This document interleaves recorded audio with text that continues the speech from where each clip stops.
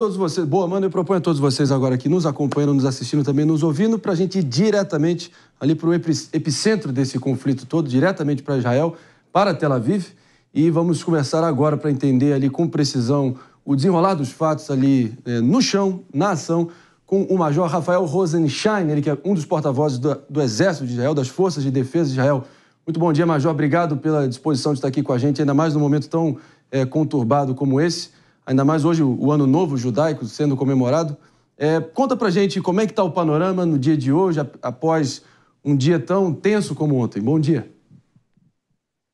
Bom dia, Maguinho. Obrigado mais uma vez pela oportunidade de estar aqui com vocês para poder esclarecer os fatos do conflito aqui no Oriente Médio. O Estado de Israel vem sendo atacado por 7 frentes diferentes durante já 11 meses, desde o ataque o massacre do 7 de outubro cometido pelos terroristas do Hamas, que invadiram o território israelense da faixa de Gaza. Desde então, Israel vem sendo atacado pelos Houthis no Iêmen, pelos terroristas do Hezbollah no Líbano, pelos terroristas na Síria, por grupos xiitas no Iraque, por terroristas na própria Cisjordânia, que inclusive ontem terroristas do Hamas entraram da Cisjordânia em direção a Tel Aviv, assassinaram 7 pessoas no território israelense. E também, logicamente, pelo pai do terrorismo do mundo, que é o Irã, que ontem, pela segunda vez, mostrou a sua verdadeira face, lançando 180 mísseis balísticos em direção ao território israelense. Isso é uma coisa sem precedentes, é uma escalada muito grande. O Irã coloca em risco a situação aqui no Oriente Médio, e o exército israelense está fazendo tudo possível para poder defender os nossos cidadãos, porque nós precisamos entender que essa guerra é travada entre grupos terroristas, exércitos terroristas, país terrorista, que quer eliminar Israel do mapa, e um Estado democrático de direito que tudo que quer é viver em paz. Major, realmente chocante as imagens que a gente está vendo e está acompanhando. A gente imagina também que tem uma dimensão psicológica envolvida nesse conflito todo. No momento que a gente vai anunciando o retorno para também todo mundo que está sintonizado, nos ouvindo aqui no Morning Show, a gente está recebendo hoje, que é feriado religioso em Israel, tem o Rosh Hashanah, que é o Ano Novo, é como se fosse o Ano Novo para nós, certo?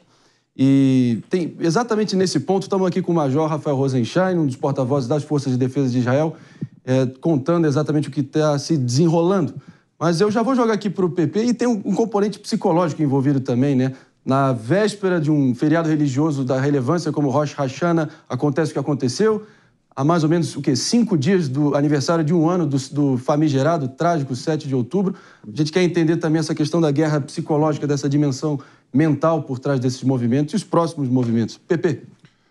Major Rafael, primeiramente, minha solidariedade, né? Infelizmente, a guerra parece que não tem tempo para acabar. E a minha pergunta vai no seguinte sentido: a gente sabe que Israel abriu um novo flanco, né, de guerra, né, na região norte.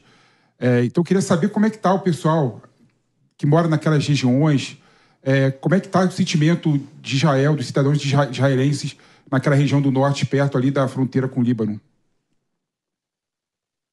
Pepe, na verdade, quem abriu a guerra na área norte de Israel foi o Hezbollah, quando decidiu se juntar ao Hamas no dia 8 de outubro, um dia depois do massacre do Hamas no 7 de outubro, massacre no qual, é sempre importante lembrar, foram assassinados 1.200 pessoas, a grande maioria civis, 5.500 ficaram feridos e 251 foram sequestrados para Gaza. Inclusive, 101 pessoas ainda estão na faixa de Gaza, incluindo crianças, mulheres e idosos.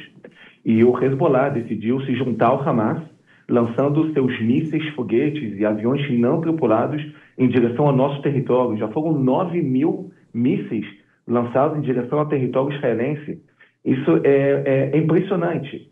Durante 11 meses, nós imploramos a comunidade internacional para tentar achar uma solução diplomática no norte de Israel, para que não esteja uma escalada no norte, porque nós sabemos que uma guerra no Líbano contra o Hezbollah é uma guerra muito sangrenta, e civis, infelizmente, pagam o preço dessa guerra, porque o Hezbollah, da mesma forma como o Hamas, atua dentro de instituições civis, utiliza os civis como escudos humanos, e para nós, qualquer dano a civis é uma tragédia.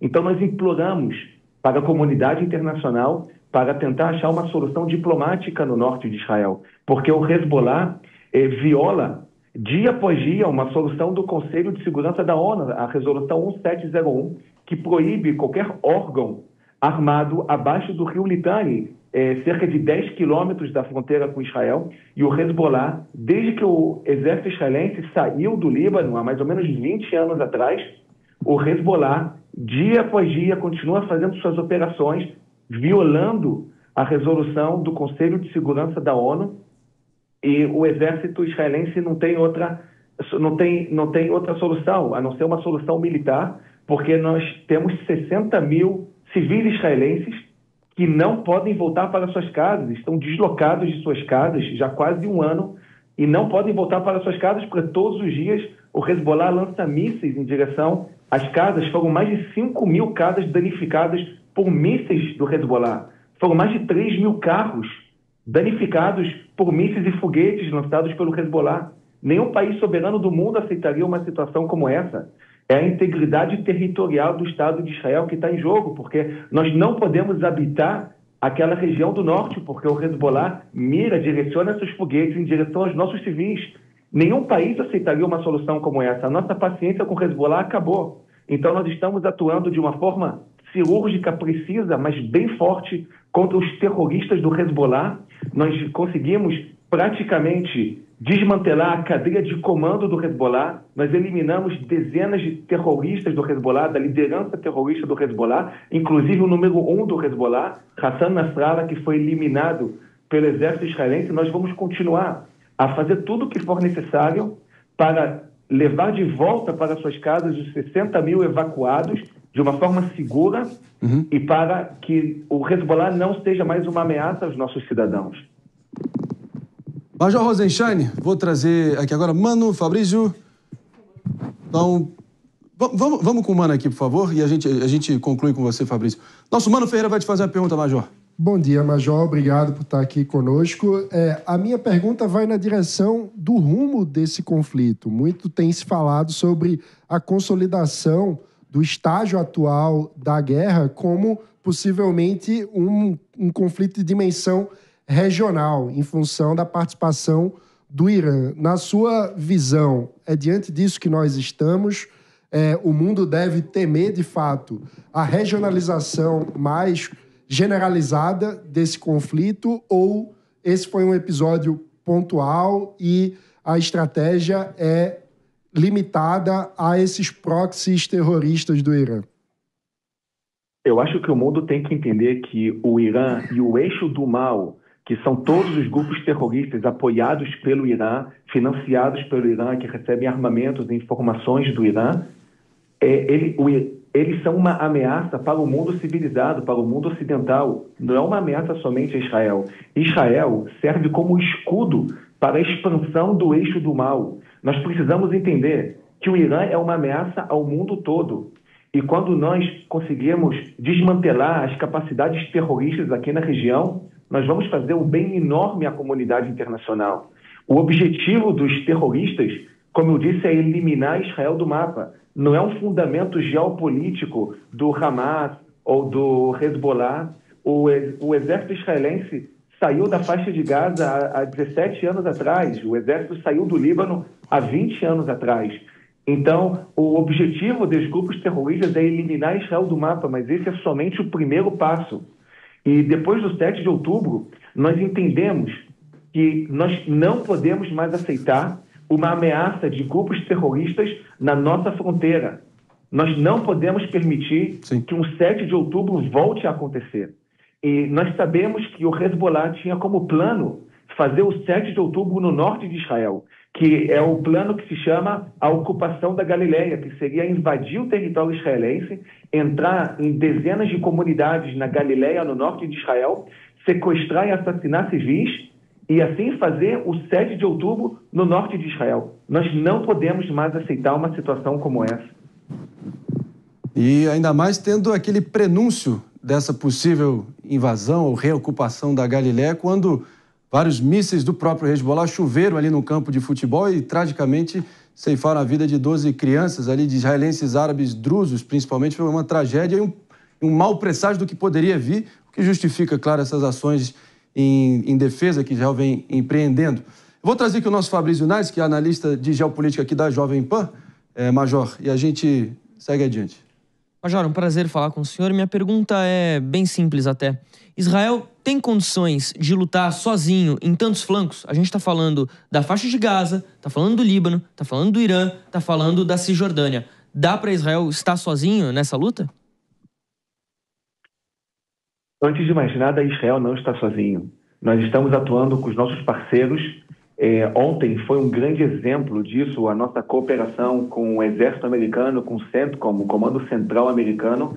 Nós conseguimos abater, identificar e interceptar uma quantidade enorme dos mísseis que foram lançados em direção ao nosso território, junto com os nossos aliados. E foi por isso que não teve um caos, um estrago enorme aqui no território israelense. Para vocês terem ideia, cada míssil lançado pelo Irã ontem é um míssil que possui uma ogiva de mais ou menos 100 quilos, de mais ou menos, 1.000 quilos de explosivos. No total, foram 180 toneladas de explosivos lançados em direção ao território israelense. Para destruir um prédio de 16 andares, é preciso somente 100 quilos de explosivos. Então, a gente pode ter ideia da destruição que aconteceria no território israelense se nós não tivéssemos os nossos aliados e o sistema de interceptação aéreo do exército israelense. Então, sim, nós temos uma capacidade enorme, não somente para fazer nossas ofensivas, mas também para defender os nossos cidadãos. Porque enquanto os grupos terroristas utilizavam seus recursos somente para aprimorar suas capacidades terroristas, para construir seus túneis subterrâneos, para construir seus mísseis para serem lançados em direção aos civis israelenses, e não para construir escolas, hospitais para a sua população, o exército israelense, o Estado de Israel, utilizou os recursos para construir bunkers para defender a população, para construir sistemas de defesa antiaérea, para aprimorar nossa tecnologia, para defender a nossa população civil, porque para nós o mais importante é defender a nossa população civil. Mas para os terroristas, a população civil não tem um valor nenhum.